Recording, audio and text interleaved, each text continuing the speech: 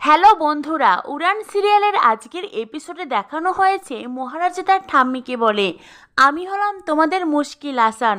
আর এইটা শুনে ঠাম্মি, শিব, মিলি সকলেই মহারাজকে জড়িয়ে ধরে। সকলেই বেশ হাসছে। মহারাজের বাবার তখন মনে পড়ে যায় অন্য কথা। তিনি মনে মনে ভাবতে থাকেন, সোমনাথ নেই তো কি হয়েছে, মহারাজের সঙ্গে পূজারিনীর বিয়ে দেওয়া যায়। এই ভেবেই মহারাজের বাবা মহারাজকে বলে, মহারাজ আমি তোকে একটা কথা বলবো, তোকে সেই কথা রাখতেই হবে। মহারাজের বাবার দিকে তাকিয়ে আছেন। মহারাজের বাবা তখন মহারাজকে বলে, তুই পূজারিনীকে বিয়ে করে নে। মহারাজ তখন নিজের বাবাকে বলে, বাবা তুমি আমাকে এমন করে কেন ফাঁসিয়ে দিচ্ছ বলো তো? আমি এসেছি দাদার বিয়েতে পেট পুড়ে খাবো, তার জন্য। প্লিজ বাবা তুমি আমাকে এভাবে ফাঁসিও না। তখনই মহারাজের মা এসে মহারাজের বাবাকে বলে, আচ্ছা তুমি কি করতে চাইছো বলো তো? একটা কথা কান খুলে শুনে রাখো, তুমি যার সঙ্গেই এই মেয়েটার বিয়ে দাও না কেন, আমি কিন্তু ওকে আমার ছেলের বউ হিসেবে কখনো মেনে নেব না। তখনই ঠাম্মি বলে, বৌমা তুমি এখন এখান থেকে যাও। কোন জায়গায় দাঁড়িয়ে কি কথা বলতে হয় তুমি তো সেটা জানো না। আর তাছাড়া ছেলের বিয়েতে মাকে থাকতে নেই, তাই বলছি তুমি এখন বাড়ি চলে যাও। মহারাজের মা ঠাম্মির কথা শুনে আর দাঁড়ায় না, তিনি ওখান থেকে চলে যান। এরপরে পূজারিনী বলে, আমাকে আপনারা মাফ করবেন, আমি কিছুতেই ওনাকে বিয়ে করতে পারবো না।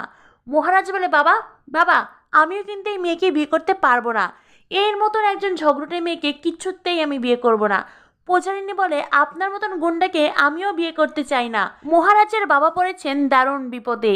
একদিকে বিমল বাবুকে দেওয়া শেষ কথা, অন্যদিকে সোমনাথের পালিয়ে যাওয়া, আরেকদিকে পূজারিনীর লগ্নভ্রষ্টা হওয়া, আর এদিকে তো বরকনে দুজনেই কেউই রাজি হচ্ছে না। মহারাজের বাবা তখন মহারাজকে বারবার করে বলতে থাকেন।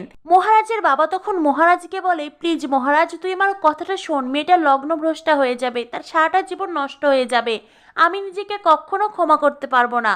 মহারাজ বলে, বাবা মেয়েটার জীবন কেন নষ্ট হবে? বাবা ও ঝগড়ুটো হলেও ও কিন্তু ভালো স্টুডেন্ট, আর ও তো সিএ পড়তে চেয়েছিল, আর আমি জানি ওনার বাবারও শেষ ইচ্ছে ছিল, তাই আমি ওনাকে সাহায্য করব, তুমি এই নিয়ে একটুও ভেবো না। আর রইল বাকি ওই সুদখোর নস্করের কথা, তুমি তো দেখলে বাবা আজকে ওকে আমি কিরকম ভাবে সাইজ করলাম, প্রয়োজনে আরেকবার সাইজ করব। আমি সব সময় পূজারিনীকে গার্ড করব, কিন্তু বাবা আমি বিয়ে করতে পারবো না। আমি বিয়ে ভালোবাসা কোনো কিছুতেই বিশ্বাস করি না। পূজারিনীর মায়ের তখন মনে পড়ে যায় পূজারিনীর বাবার কথা। মহারাজকে দেখে পূজারিনীর বাবা একদিন বলেছিলেন, রমা ছেলেটি কিন্তু ততটাও খারাপ নয়। আর এখন মহারাজের কথা শুনে পূজারিনীর মায়ের মুখে যেন হাসি ফুটে ওঠে। মহারাজ যদি সত্যিই খারাপ গুন্ডা হতো তাহলে তার চিন্তাভাবনা কিছুতেই এতটা স্বচ্ছ সুন্দর হতে পারতো না।